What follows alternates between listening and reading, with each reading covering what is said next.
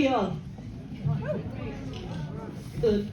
My name is Mo, and I'm a first year student here in the Drumshanbo Music School. It's a wonderful experience. You all should do it. So you see Mossie afterwards. Join up. I am a proud Roscommon woman, but I'm happily living in Leitrim for quite a few years. So, do you all, I don't think I'll tell you any more about myself now. Back to music. The first two pieces we played there are two polkas. They're from the Slieve Luca region in the southwest of Ireland. They're called John Brosnan's 1 and 2.